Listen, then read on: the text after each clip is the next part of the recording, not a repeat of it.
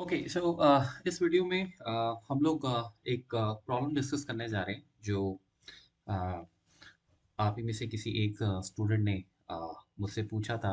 और वो प्रॉब्लम ये है कि जब आप एक्सेल एक्सेल से कोई डेटा पावर बीआई में लेके आ रहे हैं और आप उसमें पावर बीआई के विजुअल्स बना रहे हैं, तो विजुअल्स में तो कोई दिक्कत नहीं है, लेकिन अगर आपको पावर बीआई में दोबारा लेट्स से जो डेटा आप यूज़ कर रहे हैं वो एक्सेल में जाकर आपको उसमें कोई मॉडिफिकेशन करनी पड़ जाए, जैसे कोई कॉलम आपने नया ऐड कर दिया, तो फिर ऑब्वियसली आप उसको रिफ्रेश करते हैं, तो रिफ्रेश करने पे वो डेटा में कुछ प्रॉब्लम्स आ रही हैं। वो डेटा क्यों नहीं रिफ्रेश हो पा रहा है? जनरली तो रिफ्रेश हो जाता है, आपने देखा होगा अगर आप पावर बीआई यूज़ करते हैं, राइट? तो मैंने उनका फाइल ईमेल में मंगवाया था और मैंने उसको चेक किया और मुझे समझ आया कि एक्चुअल में पहले तो वो मेथड ही गलत है जिसके तरीके से वो डेटा एक्सेल से लेके आ रहे हैं। तो पहले तो हम उस पे बात करेंगे कि वो जो मेथड है वो क्यों नहीं हमने यूज़ करना है और करेक्ट मेथड क्या है। लेकिन फिर भी अगर वो मेथड यूज़ कर ही लिया है डेटा को एक्सेल एक्सेल के डेटा को पावर बीआई में लाने का, तो फिर उसको किस तरह से ठीक करना है, वो रिफ्रेश क्यों नहीं हो रहा था? ये फंडामेंटली बहुत अच्छा क्वेश्चन है। बहुत अच्छा एक लाइव एग्जांपल है। जितने भी स्टूडेंट्स हैं जिनको जैसे मैं बोलता रहता हूँ कि पावर क्वेरी की नॉलेज बहुत ज़रूरी है, पावर बीआई तो बहुत ईजी है, लेकिन पावर क्वेरी भी उसका आपको पता होना चाहिए। डायरेक्ट आप बीआई करेंगे तो कहीं ना कहीं फंसेंगे, राइट? आपको धक्का मिलेगा। वो मैं क्यों बोलता हूँ, आइए उस पर बात करते हैं फटाफट। तो डेटा हमारे पास एक डेटा है जो एक्सेल का डेटा है, राइट? डेटा कुछ और भी हो सकता है, बट मेरे पास जो क्वेश्चन आया था मैं उसी के हिसाब से चलूंगा। तो ये डेटा देखिए मेरे पास है और आपको पता है कि एक्सेल का जो डेटा हमें इंपोर्ट करना है वो हम सिंपल इस तरह से एक्सेल फाइल में सिलेक्ट करके उस डेटा को इंपोर्ट कर सकते हैं। ठीक है? अब देखिए इसमें आपको समझने वाली बात ये है कि जो मुझे डेटा अपलोड करना है वो ये वाला डेटा है। उस शीट का जो नाम है वो है चिल्ड्रन डेटा। ठीक है? तो मैं सबसे पहले इसको ट्रांसफॉर्म कर लेता हूँ और मैं आपको बताता हूँ कि ये अप्रोच जो है ये अच्छी अप्रोच नहीं है, ये तरीका अच्छा नहीं है। क्या रीज़न है? चलिए मैं आपको सबसे पहले डेटा में लेके चलता हूँ, ठीक है? जहाँ पे हमारे पास वो फाइल पड़ी हुई है, ठीक है? सो ये वो फाइल है जो मैं आपको अभी दिखाऊंगा, ठीक है? अ, इसमें देखिए, लेट्स सी दैट ये इसमें डेटा है जो अभी आपने देखा होगा, टॉय शॉप एक्सेल फाइल का डेटा था, राइट? देखिए इसमें क्या है कि इसमें ये जो डेटा है ये हम जो अपलोड कर रहे हैं, सबसे पहले इस डेटा को एक्सेल टेबल में कन्वर्ट नहीं किया गया है। आप देख सकते हैं ऊपर एक्सेल टेबल नहीं है, ये नॉर्मल डेटा है, राइट? एक्सेल टेबल में कन्वर्ट क्यों करना चाहिए उसका रीजन मैं आपको बताता हूँ। देखिए सबसे पहले क्या हुआ, जब ये डेटा अपलोड हुआ तो आपने देखा वहाँ पे चिल्ड्रन डेटा नाम से डेटा आ रहा था, राइट? अब हमारे अकॉर्डिंग ये डेटा ए से लेके एल तक है, ठीक है? New S P new cost price जो है वो लास्ट कॉलम है, और उसके बाद जितनी भी चीज़ें हैं ये सब अलग से लिखी गई हैं, इसका इस डेटा से कोई लेना देना नहीं है, राइट? तो जब हम पावर बीआई में जाएंगे हम यही एक्सपेक्ट करते हैं कि जो न्यू कॉस्ट प्राइस है वो हमारा लास्ट कॉलम होना चाहिए, राइट? तो जब आप पावर क्वेरी में यहाँ पे जाएंगे तो आप देखेंगे कि पावर क्वेरी ने क्या किया, उसने एक्चुअल में वो वाले कॉलम्स भी ले लिए जो उस टेबल से उसके रिलेशनशिप में नहीं थे, जो जिनका उनसे कोई लेना देना नहीं था, राइट? देखिए on off all D F F, ये कुछ शॉर्टकट कीज हमने यहाँ पे लिखी हुई थी। हो सकता है कोई डिस्कशन चल रही होगी, किस लिख दिया होगा हमने, राइट? लेकिन पावर क्वेरी क्या करता है, पावर बीआई क्या करता है, जब आप डेटा लेके जाते हैं वो ये देख लेता है कि लास्ट कॉलम कौन सा है, राइट? तो सबसे पहले तो ये गड़बड़ हुई है, ऐसा नहीं करना चाहिए था। तो इसका तरीका सही क्या है वो मैं आपको बताऊंगा, बट अब जैसे हो गया है, ठीक है? तो उसमें नेम मार्क्स भी होगा और जो ब्लैंक कॉलम्स हैं वो, क्योंकि उन कॉलम्स का तो कोई नाम ही नहीं है, तो पावर क्वेरी ने क्या किया होगा, उनको अलग से अपने हिसाब से नाम दे दिए होंगे। जैसे आप देख सकते हैं कॉलम 18 है, कॉलम 15 है। तो अब जब हमारे जो स्टूडेंट हैं जिन्होंने ये क्वेश्चन, जो प्रॉब्लम आ रही है वो प्रॉब्लम ये आ रही है कि उनके पास जब ये डेटा आया तो ऑब्वियसली उन्होंने न्यू कॉस्ट प्राइस के बाद पावर क्वेरी से ये सारे सिलेक्ट किए और ये डिलीट कर दिए, बिकॉज रियलाइज हो गया कि हाँ भाई ये गलत आ गया डेटा। बट चलो कोई बात नहीं, अब आ गया तो क्या कर सकते हैं, दोबारा उसको इंपोर्ट नहीं करेंगे दूसरे तरीके से। जो सही अप्रोच है एक्चुअल में उन्होंने नहीं किया, उन्होंने कहा चलो इसी को ठीक कर लेते हैं, ठीक है ना? तो वो भी ठीक है, कोई दिक्कत वाली बात नहीं है। आपने रिमूव कॉलम कर लिए, ठीक है? जब आपने कॉलम्स रिमूव कर लिए तो आप ये पावर बीआई में डेटा बड़े आराम से यूज कर सकते हैं, विजुअल्स इसके बना सकते हैं, बिकॉज हमने अनवांटेड कॉलम्स जो गलती से आगे थे, हमारी मिस्टेक से अननोइंगली, वो हमने उसमें से रिमूव कर दिया, ठीक है? तो पावर बीआई में एक विजुअल बना के आपको दिखा देता हूँ ताकि आपको भी इसमें कोई दिक्कत ना आए कि भाई हम देख सकते हैं कि विजुअल बनेंगे कि नहीं बनेंगे, ठीक है। सो ये देखिए, ये मैंने यहाँ से कोई भी कैटेगरी उठाता हूँ, ये क्या मैं बना रहा हूँ, खैर उस पे तो बात ही नहीं हो रही है, ठीक है ना। हम तो सिर्फ ये देख रहे हैं कि एक्चुअल में हुआ क्या। देखिए, ये हमारा एक विजुअल बन गया, बहुत बढ़िया। अब हुआ ये जो मुद्दा है हमारा, जो अब आगे का जो इशू है, ठीक है, उसको थोड़ा ध्यान से कान खोल के सुनिएगा। इधर उधर नॉइस है तो प्लीज ऐसी जगह जाके आराम से फोकस करके सुनिएगा, ठीक है। हाँ, हुआ ये कि भाई कुछ डिसाइड हुआ कि एक कॉलम और एक्स्ट्रा मिस कर गई, या हमें कुछ एक और कॉलम डालना था, ठीक है, जिसका नाम लेट से उन्होंने डिसाइड किया कि ठीक है मैं उसे एक्सेल में ही अपडेट कर देता हूँ, ठीक है। अपडेट हम ये सिर्फ पावर क्वेरी में भी कर सकते थे, बट ठीक है, उन्होंने इस पे अपडेट किया तो कोई दिक्कत वाली बात नहीं है, ठीक है। तो लेट्स से उन्होंने कोई भी टारगेट, कोई भी नंबर हो वो अपडेट कर दिया है यहाँ पे, ठीक है, और मैं इसकी फॉर्मेटिंग कर देता हूँ दोबारा से, ठीक है। अब कोई भी इसको सेव किया, अब कोई भी बीआई में जब जाएगा तो वो एक्सपेक्ट करेगा कि भाई जब मैं रिफ्रेश करूंगा डेटा, है ना, तो डेटा रिफ्रेश हो जाना चाहिए, राइट। अब जब रिफ्रेश किया तो इशू आ गया, column 13 of the table wasn't found. अब जब ये इशू आया तो बहुत सारे स्टूडेंट्स जो होते हैं वो क्या करते हैं, वो घबरा जाते हैं, उनके फंडामेंटल्स क्लियर नहीं होते, तो वो क्या करते हैं, डेटा डिलीट करते हैं और एक नया डेटा दोबारा से री इंपोर्ट कर लेते हैं, भाई इस बार शायद ऐसा ना हो, है ना। नहीं, पहली बात तो ये डेटा अपलोड करने का तरीका ही गलत है, मैंने आपको बताया, क्योंकि एक्स्ट्रा कॉलम्स भी आगे थे, राइट। तो सही तरीका बाद में देखेंगे, बट अब जब हो गया तो ठीक है, बंदे ने आगे कॉलम्स डिलीट कर लिए, फाइनली डेटा तो सही हो ही गया था, राइट। लेकिन फिर रिफ्रेश में क्या इशू आया, इसके लिए आप यहाँ रुकेंगे नहीं, बिकॉज आपको यहाँ पे कुछ नहीं मिल रहा है, ठीक है ना। यहाँ ढूंढते रह जाओगे, जैसे वो हमारी ऐड आती है ना, दाग ढूंढते रह जाओगे, हैं, ये वाला प्रोडक्ट यूज कर लीजिए। यहाँ पे कुछ नहीं मिल रहा है आपको, दोस्तों, ठीक है। आपको बेसिकली जाना है पावर क्वेरी में और देखना है कि भैया क्या हिसाब किताब है, बिकॉज यहाँ तो डेटा दिख रहा है, पर भैया यहाँ पे फिर नया कॉलम नहीं दिख रहा ना, जो चाहिए था। ये तो पुराना ही डेटा है, अब नया कॉलम कैसे आएगा जब तक रिफ्रेश पूरा नहीं होगा। तो हम चलेंगे सीधा पावर क्वेरी में, क्या समझे।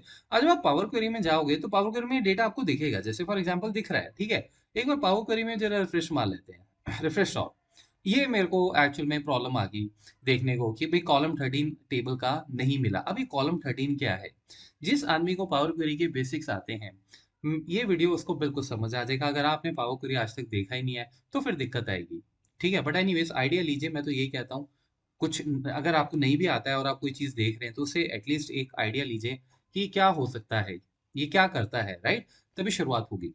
तो देखिए, अब इसमें क्या है, आप सबको मालूम होना चाहिए कि पावर क्वेरी स्टेप्स बनाता है, रिकॉर्डिंग चलती है मैक्रो, जैसे वीबीए में हमारे स्टेप्स होते हैं हम कभी भी वो स्टेप्स एग्जीक्यूट कर सकते हैं, राइट।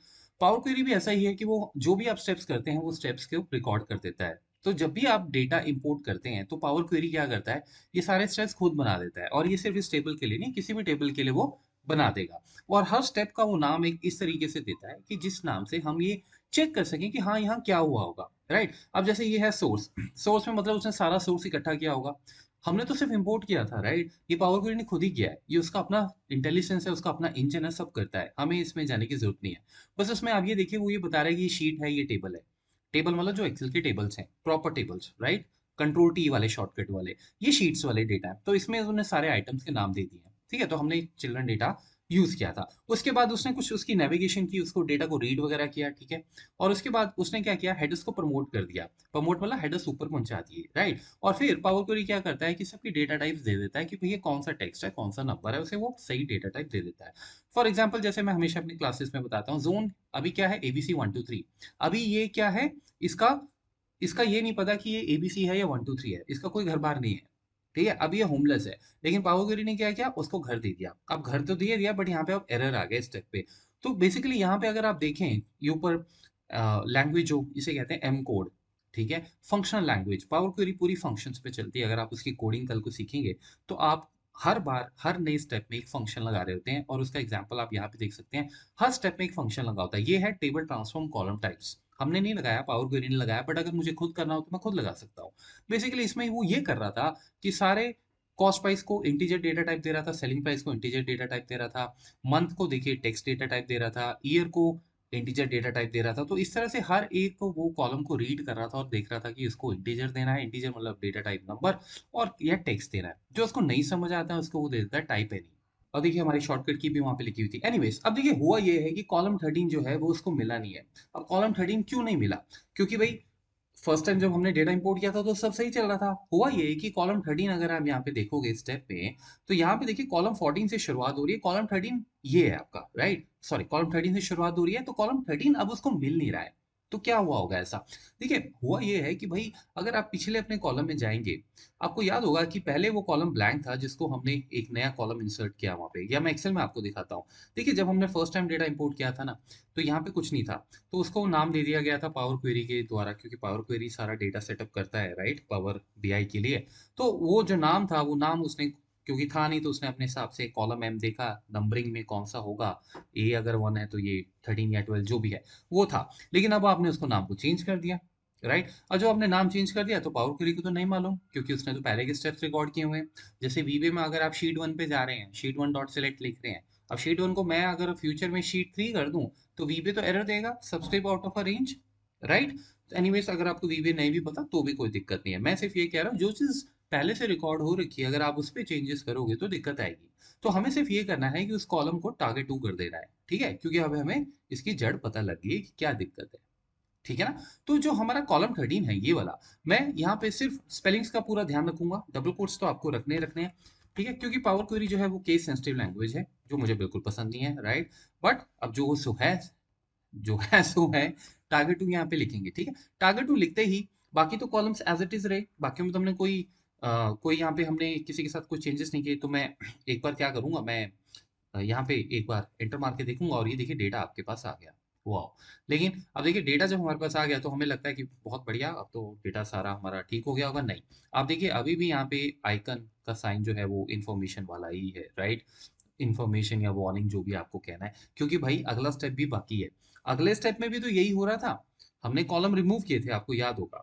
हमने क्या किया था, ये एक्स्ट्रा कॉलम्स आ गए थे तो हमने फटाफट, मेरे यूजर ने, स्टूडेंट ने फटाफट से, ठीक है, ये अमित नाम था उनका, उन्होंने ये सारे स्टेप्स इस तरह से वो कॉलम्स डिलीट कर दिए थे, तो जो मैंने आपको बताए थे। अब जब डिलीट हुआ तो उसमें भी कॉलम 13 रिकॉर्डेड था, ठीक है? तो अब जब आप यहाँ पे क्लिक करेंगे तो, क्योंकि हमें देखना है कि भाई फॉर्मूले को ठीक करना है, राइट? तो देखिए अब टेबल डॉट रिमूव कॉलम लगा हुआ है।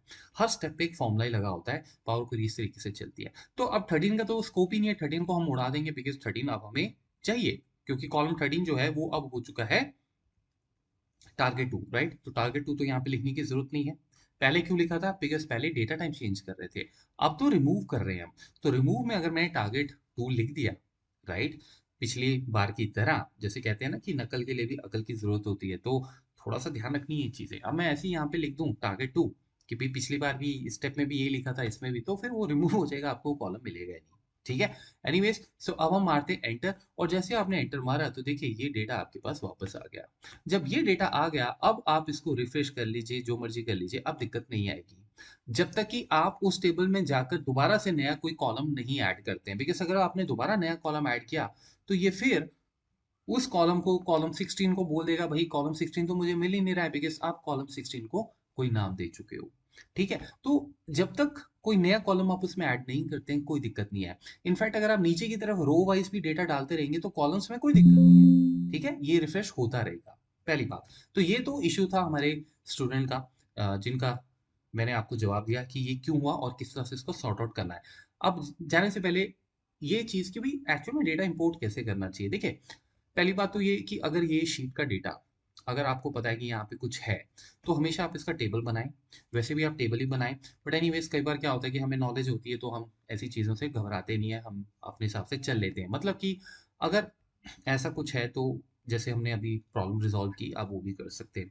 बट आइडियली होता क्या है कि हम लोग हमेशा इसको सबसे पहले टेबल बना लेते हैं, ठीक है? उससे क्या होता है, आप कर्सर कहीं भी रखिए, टेबल इंसर्ट कीजिए, रेंज आपको लगता है कम ज़्यादा करनी है, आप कर सकते हैं, बट बाय डिफ़ॉल्ट वो रेंज हमेशा आपकी टेबल की पूरी उठाएगा, क्योंकि वो नेम मार्क्स को नहीं उठाएगा बीच में ब्लैंक कॉलम से, राइट? अगर ये इकट्ठे होते तो दिक्कत आती, ठीक है?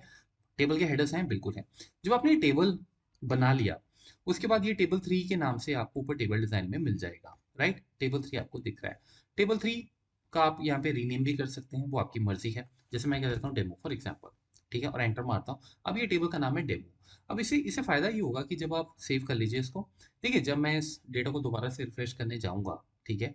रिफ्रेश नहीं, सॉरी, पहले इंपोर्ट करूंगा ये। अब देखिए मैं एक शीट के डेटा को इंपोर्ट नहीं कर रहा हूँ। मैं इंपोर्ट करने जा रहा हूँ एक प्रॉपर टेबल जो मैंने बनाया है जिसका नाम है डेमो। देख सकते हैं आप ये, ठीक है, डेमो भी आ रहा है। चिल्ड्रन डेटा, ये वो शीट वाला डेटा है जिस जो एक्सेल टेबल नहीं था, जिसमें वो इशू आया था। अब इसमें क्या है कि अगर आप इसको प्रीव्यू करेंगे, आप देखेंगे ये सिर्फ टारगेट 2 तक ही जा रहा है, राइट। अगर आप चिल्ड्रन डेटा में जाएंगे, चिल्ड्रन डेटा को आप देखिए, इसमें ये सब वो एक्स्ट्रा कॉलम्स आ गए हैं बिकॉज ये शीट पे उठ रहा है पूरा डेटा। तो जब आप टेबल्स बनाते हैं ना, तो टेबल्स स्पेसिफिक होते हैं कि भाई उनको कहाँ जाना है, राइट। उनको पता होता है उसका उसका एक बाउंड्री लिमिट आप सेट कर लेते हो। कंट्रोल जो इंसर्ट टेबल जब किया था, आपने देखा था एक पॉपअप आया था, राइट। तो उसमें उसको पता है कि उसका टेबल कहाँ जाएगा। अब ये देखिए, ये टारगेट 2 हो गया। अब इसमें कोई दिक्कत नहीं है। इसमें अगर आप दोबारा से एक्सेल के टेबल में अगर आपका विचार हो जाता है कि जैसे सपोज मुझे नया कॉलम ऐड करना है, ठीक है ना, तो अगर मैं कोई नया कॉलम ऐड करूंगा, तो देखिए मैं कोई भी नया कॉलम ऐड करता हूँ, ये देखिए ऑटोमेटिकली उसका पार्ट बन जाता है, राइट। ये टेबल्स की खासियत है। तो अब अगर मैं वहां जाके अभी रिफ्रेश करूंगा, तो जब मैं रिफ्रेश करूंगा, तो अगर तो आपने डायरेक्ट शीट का डेटा उठाया होगा तो दिक्कत आएगी। लेकिन जो हमने अभी सेकंड अप्रोच यूज की है उसमें दिक्कत नहीं आएगी, उसमें सिंपल ये कॉलम आपको मिल जाएगा, ठीक है। तो हमेशा डेटा जब आप अपलोड करें उसको टेबल बनाकर ही करें। इनफैक्ट अगर आपने पावर क्वेरी देखा होगा, एक्सेल में यूज किया होगा आपने कभी, जैसे आप कोई भी अगर डेटा इंपोर्ट करते हैं, जैसे सपोज ये डेटा है मेरा, ठीक है, ये मेरा डेटा है, ये सिंपल डेटा है, आप देख सकते हैं ऊपर टेबल नहीं आ रहा है। अगर मैं by chance power query Excel वाला यूज़ करूँ, बीआई वाला पावर क्वेरी भी सेम है, उसमें कोई डिफरेंस नहीं है। सिर्फ इतना होता है कि वो वहाँ बीआई के लिए हेल्प करता है, यहाँ पे पावर क्वेरी एक्सेल के लिए हेल्प करता है। अगर मैं इसको बोलूँ कि मुझे डेटा चाहिए, तो देखिए पावर क्वेरी भी सबसे पहले यही कहता है कि भाई पहले आप इसको टेबल में कन्वर्ट करो, नहीं तो डेटा वो लेगा ही नहीं, ठीक है ना। ये प्रॉम्प्ट आपको मिल जाएगा, ठीक है। तो हमेशा टेबल पहले कन्वर्ट किए जाते हैं, नॉर्मल डेटा को एक्सेल टेबल में कन्वर्ट किया जाता है। बीआई के केस में क्या होता है, जब आप डेटा ले जा रहे होते हैं, वो आपको ये खुद बना के नहीं देता, ठीक है। इसीलिए ऐसा हो सकता है, आपके साथ ऐसा हादसा हो सकता है। बट एनीवेज, तो किस तरह से हादसे से उभरना है, और दूसरी चीज ऐसा हो ही ना, राइट। जैसे कि वो कहते हैं कि prevention is better than cure, ठीक है ना। तो वो भी मैंने आपको इसका सोल्यूशन दे दिया है। तो उम्मीद करता हूँ कि ये नॉलेज आपको आपके प्रोजेक्ट्स में हेल्प करेगी। Thank you so much guys.